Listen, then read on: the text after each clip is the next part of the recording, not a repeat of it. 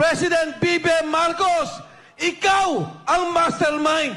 Ikaw ang dapat mahiya. Ikaw ang dapat ikulong ng sambayanang Pilipino.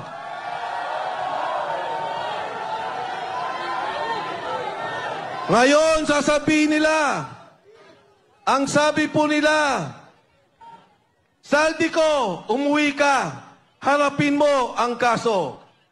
Ngayon, ang sabi nila, may kaso na si Saldico. Nung araw, ang sabi nila, wala silang kaso kay Saldico.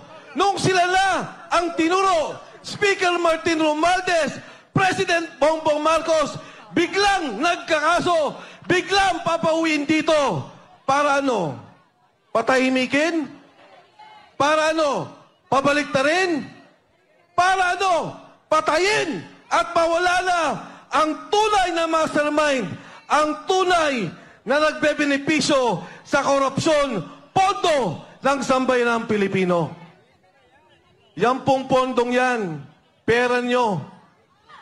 Binabayaran natin lahat yan. Buwis yan ng taong bayan. Tapos ganyan lang ang mangyayari. Paano ang edukasyon? Yung PhilHealth, kinunan nila yung pondo. Paano ang mga na-ospital? Hirap na ang mga Pilipino. Pero ngayon naririnig natin, bilyon-bilyon ang nawawalang pondo. Ang pong kinagulat, ang aking pong kinamangha. Dati ang sinasabi ko, imbestigahan ninyo si Saldico. Dati ang sinasabi ko, imbestigahan ninyo si Speaker Martin Romualdez.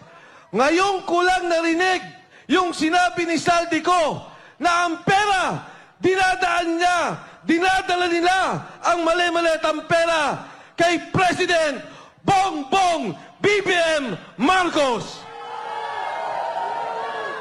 Ang sabi ni Pangulong Marcos, mahiya naman kayo. Ang sabi niya, ikulong ang nagnakaw.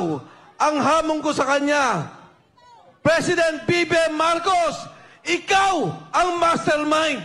Ikaw ang dapat mahiya. Ikaw ang dapat ikulong ng sambayanang Pilipino. Nung una, si Sergeant Gutesa sabi niya, hindi ko kailangan ng protective custody o proteksyon ng Senado. Sabi niya, huwag niyo na rin po akong isama sa Witness Protection Program. Sasama siya sa mga kasama niyang Marines. Noong una, hindi po kami nakapag-usap ng direkta. May nagsasabi lang po kung ano ang kanyang mensahe.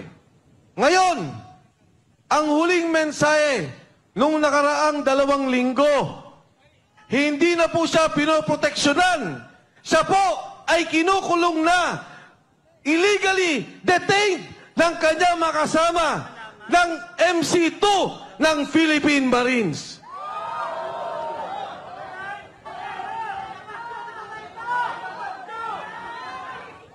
Alam niyo po, ang kinakaawa ko, naintindihan ko, si Sergeant Gutesa, napapirma na po nila ng affidavit. Umatras na, iniba na ang kwento. Ang sabi niya, hindi na po siya pinoproteksyonan.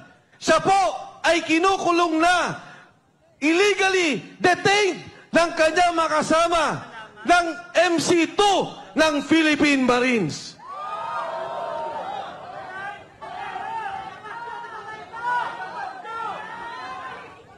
Alam niyo po, ang kinakaawa ko, naintindihan ko, si Sergeant Gutesa, napapirma na po nila ng affidavit.